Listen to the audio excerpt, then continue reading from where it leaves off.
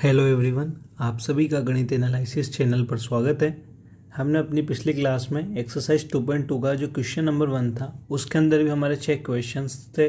उन क्वेश्चंस को हमने कंप्लीट कर लिया था, उनको अच्छे तरीके से समझ लिया था। आज हम स्टार्ट करने जा रहे हैं दूसरा क्वेश्चन, और ये क्वेश्चन क्या कहता है एक बार इसको समझते हैं और इसके आगे हम इस तरीके के प्रश्नों को हल करना शुरू करते हैं। देखिए, इसके अंदर कह रहा है कि एक द्विघात बहुपद ज्ञात कीजिए जिसके शून्यकों का योग तथा गुणनफल क्रमशः दी गई संख्या है। मतलब एक तो इसने क्या दे रखा है आपको, शून्यकों का योग दे रखा है, ठीक है, और एक क्या दे रखा है, गुणनफल। मतलब जो यहाँ पहले लिखा है ना, ये तो क्या है, योग, मतलब ये तो है आपका अल्फा प्लस बीटा, और जो ये बाद में लिखा है ये है अल्फा डॉट बीटा, यानी ये तो है गुणनफल। इधर बाद में लिखा है और जो पहले लिखा है वो क्या है आपका योग।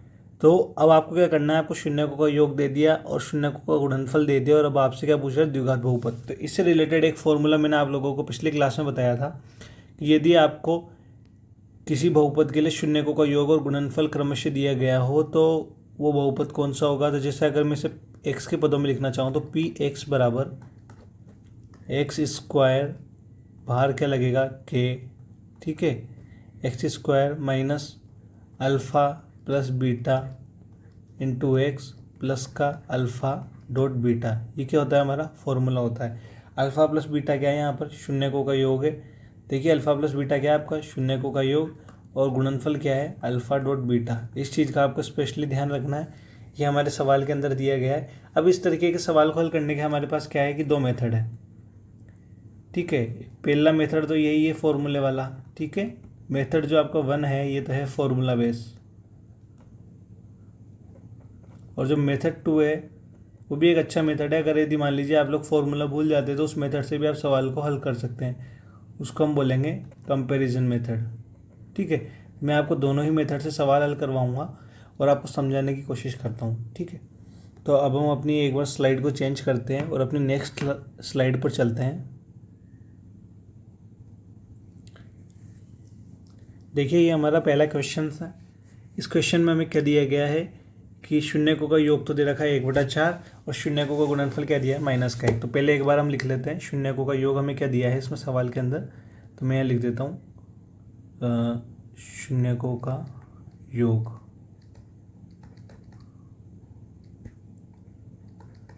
योग मतलब आपको अल्फ़ा प्लस जो बीटा है ना, इसकी वैल्यू तो दी गई है 1/4, और शून्यकों का गुणनफल क्या दिया है वो भी हम यहाँ लिख देते हैं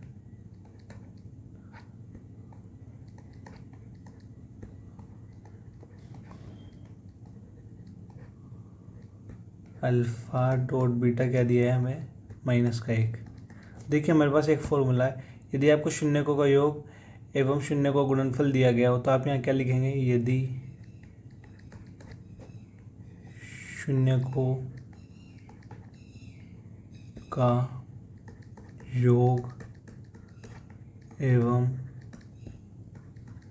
गुणनफल दिया हो या फिर दिया गया हो तब बहुपद क्या होगा, हम उस फॉर्मूले को लिखेंगे। आप इस फॉर्मूले को लिखोगे तो उसके भी आपको मार्क्स मिलते हैं, ठीक है। फॉर्मूला लिखना जरूरी है, पी एक्स बराबर एक्स स्क्वायर माइनस का अल्फ़ा प्लस बीटा ब्रैकेट बंद एक्स प्लस अल्फ़ा बीटा, और पूरे ब्रैकेट के बाहर क्या होगा, किससे मल्टीप्लाई, कैसे, कि यहाँ पर एक अचर पद है, मतलब ये शून्यतर वास्तविक संख्या है। इसके बारे में आपको आगे समझाऊंगा। तो एक बार हम इस फॉर्मूले के अकॉर्डिंग अपनी वैल्यूज रखते हैं और सवाल को आगे सॉल्व करते हैं। देखिए कैसे हमें करना है सवाल को सॉल्व, एक बार मैं करता हूँ। देखिए जैसे एक मान तो दे रखा हमें 1/4 और एक मान दिया हमें -1, तो हम x के रूप में निकाल रहे हैं बहुपद। इसने ये तो कहा नहीं है कि आप x के पद में y के पद में निकालो, तो हम अक्सर कोशिश करते हैं कि x के पदों में हम इसको हल कर लेते हैं।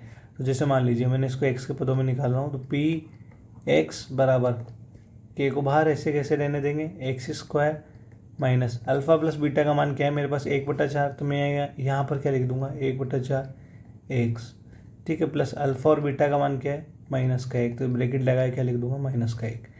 अब हम इसका मान निकालना चाहते हैं तो पी एक्स बराबर क्या होगा, के से कैसे एक्स स्क्वायर, ये जो 1/4 है ना, तो एक किससे गुणा हो जाएगा, एक्स से, तो ये क्या बन जाएगा x/4, प्लस और माइनस क्या होते हैं माइनस, और बाहर क्या लग जाएगा ब्रैकेट। देखिए अभी सवाल को मैं आगे हल करना चाहूँ तो मुझे क्या करना चाहिए, ऐसे तो ये सवाल हल होगा नहीं, बीच में भिन्न बन गई तो मैं क्या लगा देता हूँ इन सभी के नीचे बटा एक। जहाँ मेरे साथ कोई भी हर नहीं है संख्या में तो वहाँ मैं क्या लगा देता हूँ, बटा में एक लगा देता हूँ। अब जैसे देखिए यहाँ मैंने क्या लिख दिया, एक्स स्क्वायर बटा एक, माइनस का एक्स बटा चार पहले से ही था और माइनस का एक बटा एक, ठीक है। तो अब इसको हल करने के लिए हमने पी एक्स बराबर कैसे कैसे रखेंगे।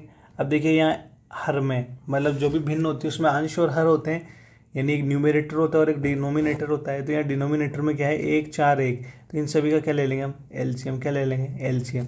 फिर एलसीएम को हल करने के लिए क्या करेंगे, एक का भाग देंगे चार में, कितनी बार जाएगा, चार बार। और चार को किससे गुणा करोगे आप, एक्स स्क्वायर से, ठीक है। फिर माइनस का चिन्ह लगाओगे, चार का चार में भाग दोगे, कितनी बार जाएगा, एक बार। और एक को किससे गुणा करोगे, इस एक्स से। मैं इस तरीके से मल्टीप्लाई करके इसलिए लिखता हूँ ताकि आप लोगों को ये समझ में आता रहे कि किस तरीके से हम एलसीएम के द्वारा संख्या को जोड़ते हैं घटाते हैं। और एक का चार में भाग देंगे, कितनी बार जाएगा, चार बार। और चार को किससे गुणा करोगे, इस एक से। तो मैंने ऐसा कुछ यहाँ लिख दिया। अब देखिए पी एक्स, एक बार जो ऊपर है उसको हल कर लेता हूँ, के ब्रैकेट में है ही, बाहर चल ही रहा है। तो चार को एक्स स्क्वायर से गुणा करेंगे तो फोर एक्स स्क्वायर, एक को एक्स से गुणा करेंगे तो एक्स, और चार को एक्स से गुणा करेंगे चार, और बटा में क्या गया, चार। अब मैं एक काम करता हूँ, इस चार को भी इधर बाहर निकाल देता हूँ। तो मैंने क्या किया यहाँ पर, पी एक्स बराबर के बटा, तो क्या कर दिया चार, और अंदर अंदर ब्रैकेट में क्या बच गया आपका, भाई ये हर है, ये अंश एक तरीके से पूरा गुणा हो रखा है। तो मैंने एक भिन्न के रूप में के नीचे बटा चार लगा के इसको बाहर निकाल दिया, और यहाँ अंदर क्या बच गया, फोर एक्स स्क्वायर माइनस का एक्स माइनस का चार, ठीक है। तो अब हम इस सवाल में हम यहाँ देखेंगे कि हमें क्या वैल्यू मिली, पी एक्स बराबर के बटा चार, फोर एक्स स्क्वायर माइनस का एक्स माइनस का चार। तो देखिए यहाँ पर के बटा चार को अगर हम हटा दें तो हमें यहाँ पर एक क्या बहुपद मिल रहा है कि द्विघात बहुपद मिल रहा है। तो हम यहाँ लिख देंगे जो एक के है ना, पहले इसके बारे में लिखेंगे कि यहाँ, ठीक है, क्या लाइन लिखेंगे आप, वो मैं आपको बता रहा हूँ।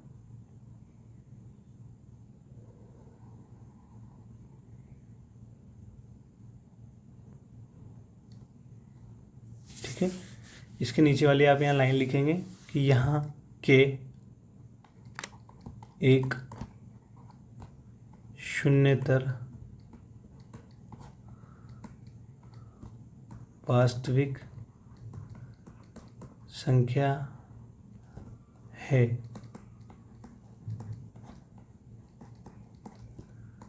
अतः बहुपद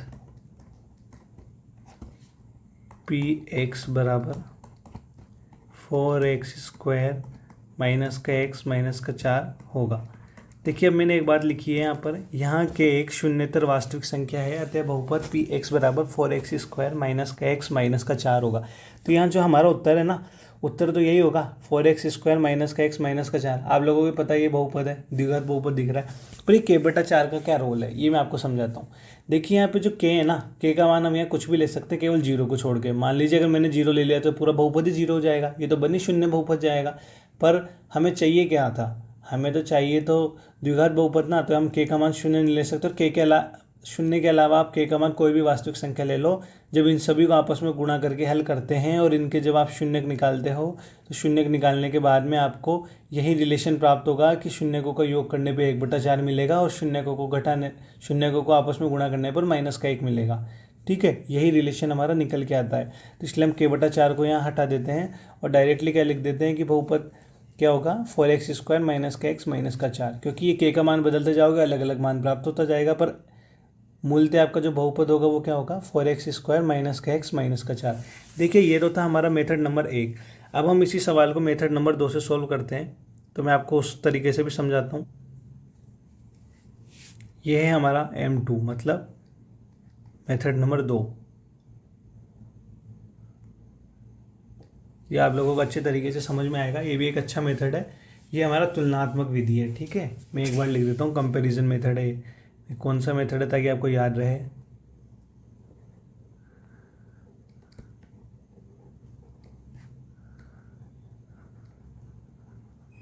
ये हमारा कंपैरिजन मेथड है। देखो आपको क्या दे रखा है इस सवाल में, शून्य को योग कितना दिया, अल्फा प्लस बीटा बराबर एक बटा चार दे दिया, और शून्य को गुणनफल कितना दे रखा है, माइनस का एक। इस बात का हमें ध्यान रखना है बिल्कुल। और आप लोगों को कुछ संबंध पता है कि जो हमने एक्सरसाइज 2.2 का जो पहला क्वेश्चन सोल्व किया था उसमें हमने गुणांक और शून्यकों के मध्य संबंध पढ़े थे। क्या होता है, यदि आप शून्यकों का योग करते हो ना, तो जैसे एक बात लिखोगे आप, क्या बात लिखेंगे उसको मैं आपको बताता हूँ।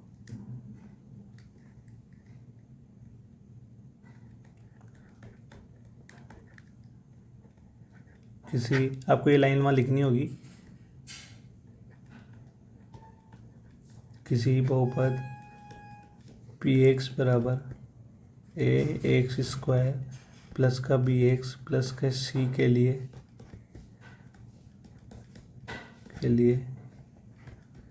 शून्यक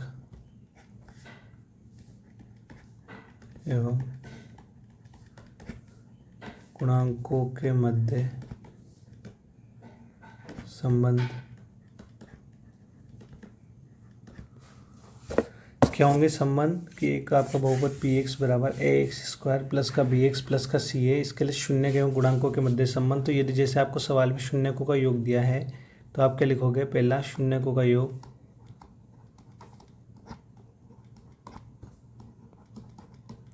अल्फा प्लस बीटा बराबर क्या दिया है आपको,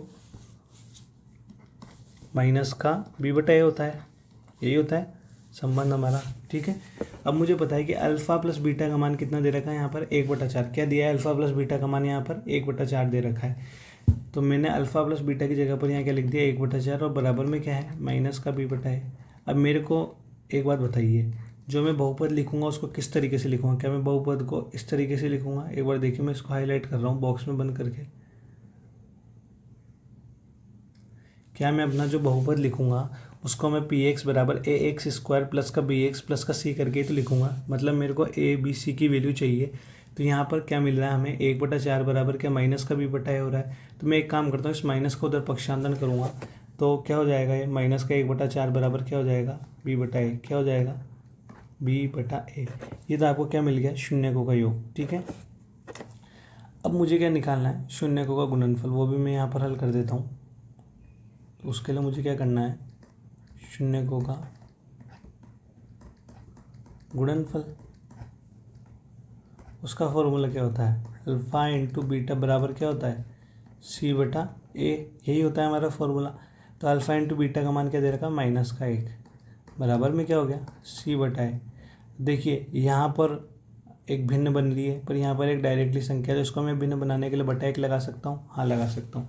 देखिए अब यहीं पर इस सवाल को समझने वाली बात है, और यहाँ पर एक अच्छा कॉन्सेप्ट है सवाल को समझने का, वो मैं आपको समझाता हूँ। अपनी स्लाइड को चेंज करता हूँ मैं। देखिए हमें यहाँ पर मैं क्या बता रहा हूँ आपको कि हमें यहाँ पर यहाँ 2 मान प्राप्त हुए। एक तो बी बटा ए बराबर माइनस का 1/4 प्राप्त हुआ, ठीक है, और एक सी बटा ए बराबर हमें माइनस का 1/1 प्राप्त हुआ। हमें यहाँ पर 2 मान प्राप्त हुए।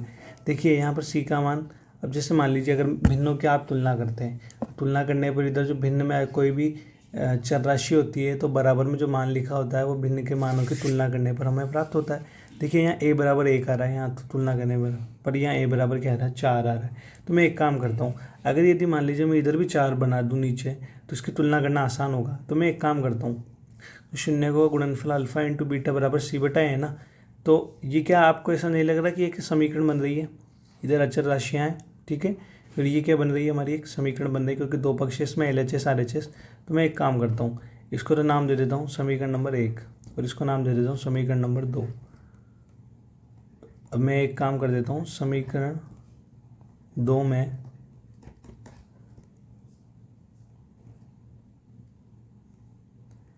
LHS में 4 से